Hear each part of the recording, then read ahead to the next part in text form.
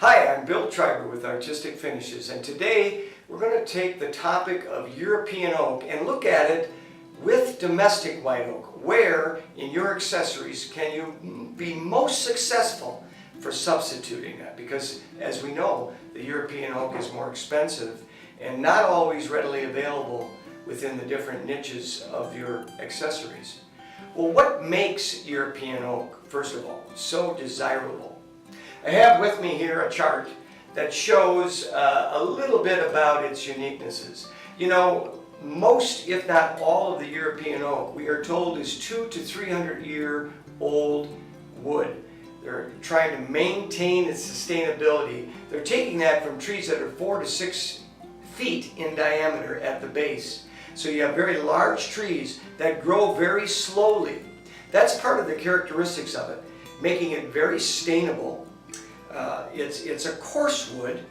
It also is primarily used today with a lot of your oil finishes, where you have the zero VOC finishes that are wire brushed or hand scraped. That is the look that really people are looking for when it comes to the European oak look. But most important is the grain. What they will do is they will take the tree and they will cut down to where they get to the core of the tree. And then they're going to start cutting around that 7 to 10 foot boards. Now within those 7 to 10 foot boards, you're going to actually see all three of the primary sawn cuts. I have them here. First you have your plain sawn.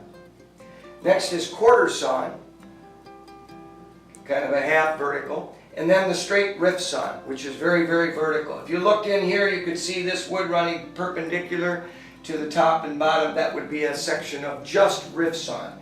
Quarter sawn you could get a similar look at as well by just getting a little bit of an angle to the cut. And then your plain sawn, you can see how it runs across the board and giving you a totally different look. Now with that in mind, I have here a picture, a little closer look for you of an actual tread of European oak. You can see here the very tight grain on the outside here, about the first 2 to 3 inches in, is all rift sawn. Then in the middle, you can see the individual growth rings of the plain sawn portion.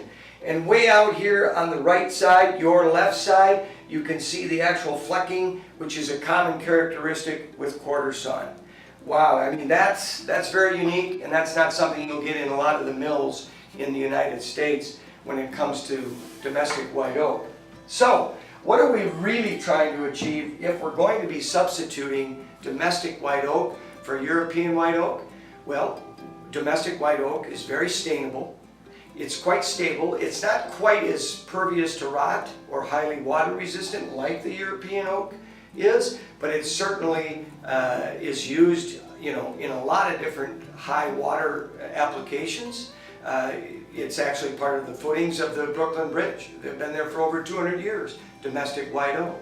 So we know it has similar qualities. What we really need to hone in on are looking for the grain or the cut of the wood. And with that in mind, focus on your rift and quarter sawn cuts. That will give you more stability like the European oak, give you a straighter grain, and still give you a little bit of that character that you're most commonly going to see within the European oak world. I hope you've learned a thing. We want to thank you for being with us today, and we'll see you down the road.